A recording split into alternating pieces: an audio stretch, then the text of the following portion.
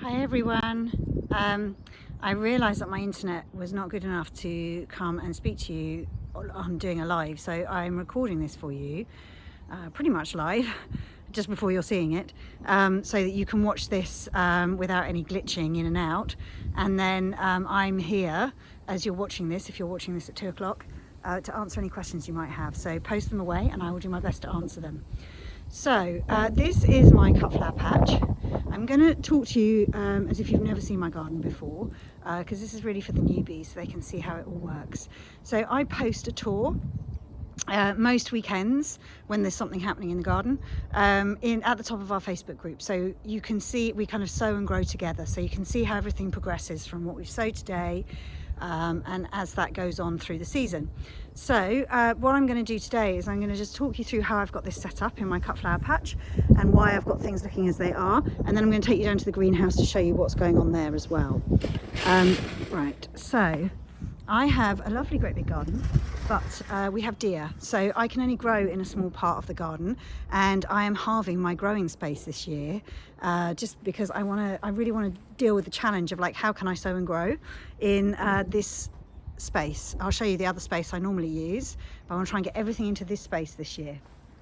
If you've seen my garden before, you'll know this is normally grass, and it should have all been done for this video, all been complete, these paths, but it was so cold on Thursday that the person who was helping me doing it, we couldn't, this was all frozen in the bags, so, and the compost was all frozen, so he couldn't even come because there was nothing he could do. So what you'll see is I've got raised beds. So these were built directly on top of grass. This was all grass up until a few weeks ago, and when I built these beds, I got these frames, and I'll put the link in the comments for you.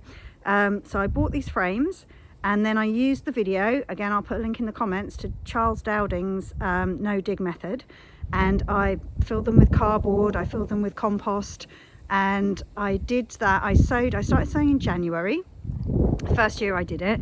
In February I started building these beds, filling them out, February and March, and then you plant into them at the end of March. Okay, so you can see now I need to top them up with some more compost, because somehow the compost seems to disappear over the year.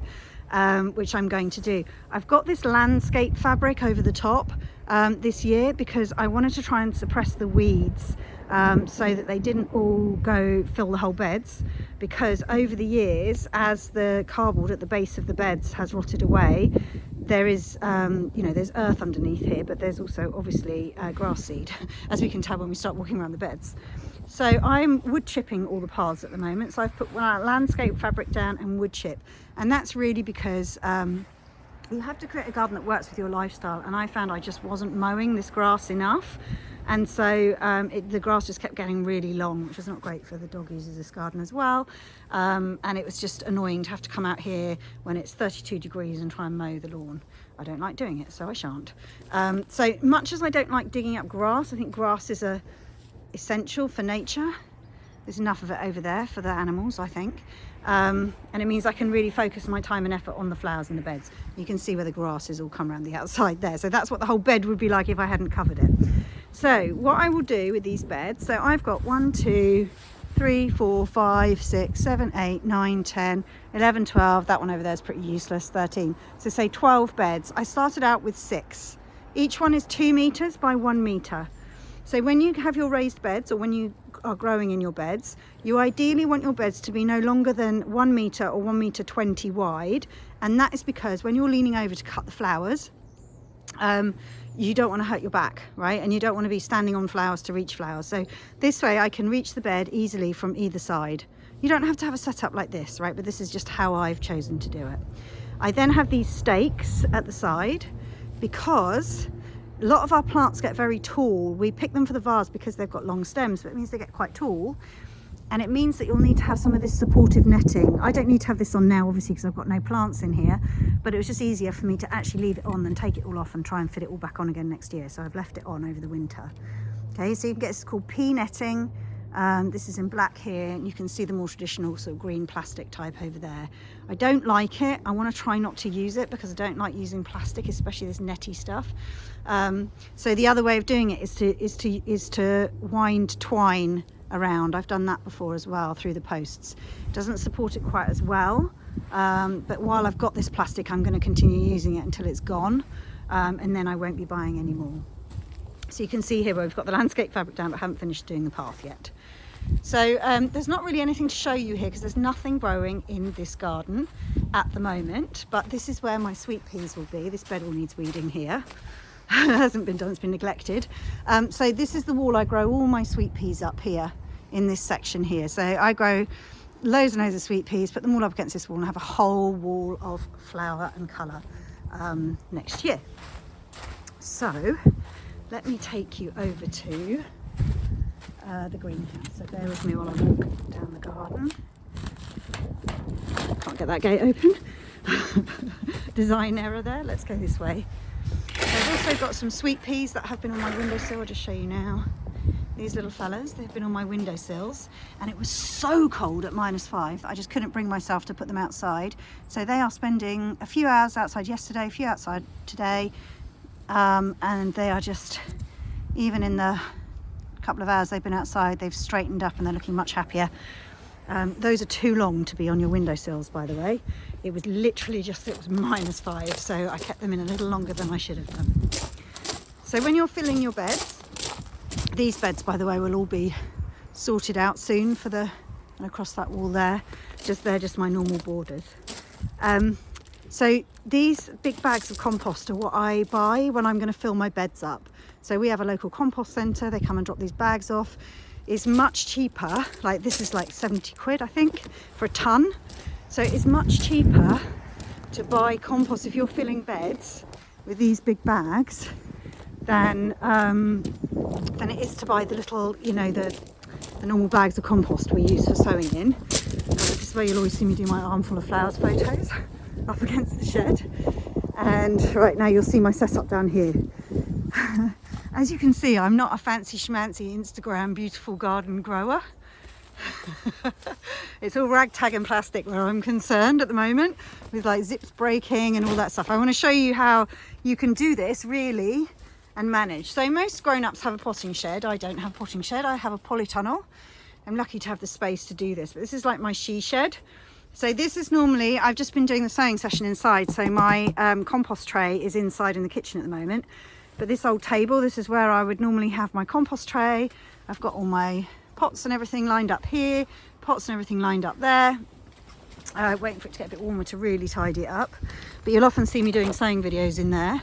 It's all held together with clips.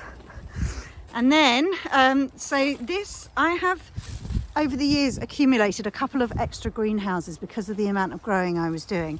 But at the moment, my challenge, at the moment I've managed to keep everything inside this greenhouse. Now this greenhouse I bought in 2020 and it has survived storm and rain and wind and snow. It's lost its zips, it's stuck together with extra bits of polytunnel and all sorts. So, but I love it because it's got 3 shelves inside, and that's really rare in one of these greenhouses.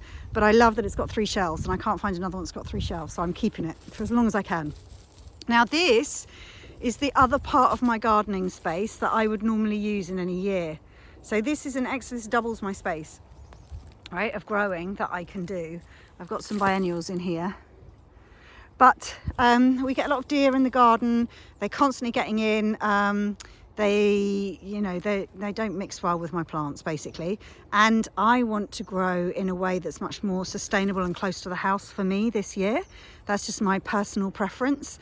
So I am going to put all this to rest. My aim is to put all this to rest. This is normally where all my dahlias and everything are, and try and get everything into the cut flower patch that I showed you earlier, because I want to show how you can do this in a smaller space. So let me talk you around the greenhouse. So my plants have all been under fleece for about the last week. Haven't even been in here. I left the door shut. I couldn't even bring myself to look. And I've just come in here about, I don't know, half an hour ago, taken all the fleece off to see what's going on. And I have to admit, I was pretty horrified because like all my cerinthes have gone all floppy and all that kind of thing. But even in the space of half an hour, they've started to perk up. These were all like sulking and sad, these snapdragons, and everything, even in the space that these were all floppy and upset like these ones. So they're all looking a bit like this. a bit sorry for themselves. And even in the space of half an hour of taking the fleece off and letting them have the light, I've given them a little bit of water because it's not going to drop below freezing tonight. I want to get some water in them, and they've all perked back up again. We'll see if we've lost any, right? But don't despair if you come out to your greenhouse like everything's frozen and it looks like it's dying and I've killed it all. You'd be surprised how much of it pops back up again once you just take the fleece off, give it some light and air. Okay, so my guess is I'll come down here again in about, later on this afternoon to close the greenhouse up again, and everything will be looking a bit more healthy than it is right now. But I am going to show you like it is, because I'm not going to show you some get rid of all the crap stuff and only show you the good stuff, right? I'm going to show you what it's really like when you're learning how to grow flowers. Keeping it real, ladies and gents. So these are, I'm just going to talk you around what I've got going on in here. If you're new, you won't have any of this, so don't worry about it. If you're sowing sweet peas, as soon as they're like this big, that is when you're supposed to get them off the kitchen windowsills and bring them outside at that size, not when they're like this size or the ones you saw on the patio, right? So these are well-trained sweet peas. So these are the ones we sowed at, these are the ones we sowed between Christmas and New Year, if you were in our sweet pea sow along. So you can see they've been a bit squished because they've had the lid and the fleece on, but they're okay. They're hardy plants, right? They're designed for cold weather. I've got some ranunculus and anemones here. We'll be planting them out into the garden around about mid-February if you're growing those with me. And we'll be sowing a new batch as well. So if you're new to me, you're watching this video for the first time, but you might have Googled or you know what anemones and ranunculus look like, order yourself some bulbs and some corms online. We use Farmer Gracie usually. And you'll be able to sow those with me in mid-February as well. I'll show you how to do that. So I've got a few germinating here still so that I sowed in October. And then I've just got a whole bunch of other little seedlings going on. So I've got some wallflowers and cornflowers and some sweet peas here that were sown in the autumn.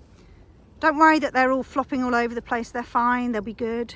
All of these little seedlings were all sown in the autumn, okay? So some of them have made it, and this is why we sow more than we need, right? This one's been slugged. This one's been slugged. This one's not looking very happy. This one has come up and gone back down again. So you don't get 100% success rate, okay? This has grown and been totally eaten. These might have been killed by the cold. So you always want to sow and be able to sow again if you need to replace plants that you've lost, and you will lose some over the winter. But all of these biennials, hardy annuals, here, this is my Daucus carota, for example. We will be planting them all out at the end of March together when the soil starts to warm. I'll let you know about that. So these are all flopping and everything. You know, they don't do well in the cold, anemones. So if they have been touched by the frost, then it might be, goodbye anemones. But let's see when they've had a chance to perk up a little bit. What I'll try and do is move these onto the top shelf of the greenhouse to give them a load of light. And see if that helps them out a little bit. So again, various things growing. Amuvizinaga, I've got some foxgloves, larkspur that still are not germinating. I'm going to sow some more of those. My sweet sultan all got eaten. So I'll be sowing those again when we sow together in February. Some of you, I know, have got sweet sultan. You'll have flowers before me. So you can see I've got a mixture of different things going on here. These are the module trays I spoke about this morning. Okay, so I've got little plants here. Now, if you are growing with me for the first time, you're going to look at this and go, holy shit, I'm never going to catch up. I'm way behind. And here's the thing with growing. These are my ranunculus. Is that and my Cerinthe, which have all gone floppy, but hopefully they will come back to life by the time you see them next. Here's the thing with growing flowers. It always feels like everyone else is ahead of you. It always will, because when we grow flowers, it's like a circular thing, right? So you jump on the train wherever you're at. So at the moment we're in January, you're jumping on the train at January. There'll be people who sowed in August and September and October who've got plants that are this size, and they will get flowers before you, okay? Because they planted before you. But now you're jumping on here in January. We're starting to sow. February we'll do a load of sowing. March we'll start sowing. There'll be some new people that join the flower club in March, no doubt, and they'll be going, oh my goodness, how come you've already got seedlings this big and I've got nothing? right? You're already on the train, and they'll join the train there, and they'll go around like this, and you'll be an old hand, right? And by the time it comes to next autumn, you'll be sowing along, and you'll have seeds like this in January next year. So it always feels like you're behind, because there's always somebody that started something 3 months or 6 months before you, right? But that's fine. Now you're on the train, you'll go round at your rate you're on now. So you're going to fit in the cycle, and before you know it, there'll be other people coming along behind you, and you'll have seedlings that they won't yet. Okay, and then it'll be your job to reassure them that they're not behind. And so don't worry if you're feeling behind. That was the problem for me, why I never started growing, because I couldn't figure out when was the right time to start. But the right time to start is now, always now. There's always something you can sow every month of the year at the moment. So, you know, if you're sowing, you're good. We sowed these last summer, like Achillea, right? And these are my Canterbury Bells and some foxgloves over there. Some Nigella I sowed last year. So at the moment, these are all happily sitting along here. They're all looking scraggy, but their roots are doing good stuff. So we just need to keep looking after them until March, and they'll be fine. So when your seedlings that we sowed this morning start to germinate, bring them out here, okay? So that they can, and they'll be in a little tray like this. Don't wait till they're this big before you bring them out. Bring them out when they're, you know, just, I'm trying to see one that's just starting to pop up. So if you had one, well, say they're just like this, right? So this is when you would bring them outside. And then you'll pop them out here, and they'll grow one out here in their module trays. And then when they get to about this size, right, or so this size, we will start bumping them up into the bigger, either the 15 cell trays or the 9 centimetre pots like this, which are 9 centimetre pots. And we'll grow them on in that size pot until we plant them out. Okay, so you need module trays or the seed trays we used this morning, and 9 centimetre pots. And that should do you fine. And then we'll be planting them out into the garden from that size pot. Okay, but I'll take you through every step of the way. Like, you've got them all in a seed tray. I haven't got any that are all in a seed tray. You know, when you've got them in a seed tray, like, I'll show you how to prick them out and move them on. I'll show you how to bump these into a 9 centimetre pot. I'll show you every step of the way. Don't worry about it. Just make sure you bring them out into whatever your greenhouse solution is as soon as they start to germinate. Something else I'm going to tell you. So first, why have I got this stuff in the roof? So this is bubble wrap. It came with something that we bought. And I've tucked it into the roof because it just helps insulate a little bit when it's really cold. So the sun warms these little air pockets, and it just holds some warmth in here. So that's one makeshift way of trying to protect your plants a little bit. I've got lids. So these lids I balance over some of the smaller plants. I balance them over the sweet peas, for example, and some of the smaller plants. And then I'll put this, is called horticultural fleece, and I'll put that over the top. And I fleece everything, usually when it gets to about 3 degrees or 4 degrees or lower, and it looks, because that's when there may well be a frost. And so I fleece things at that temperature. These have been out here all winter now. They're pretty hardy. I think it's going down to 3 tonight, and I think I might not frost cloth them because I just want them to get a load of light, and so they become happier. But I will close the greenhouse. So every day, well, when it's freezing, it's like I say, this has been on for a week. This frost cloth, I put it on, shut the door, that's it, I left them.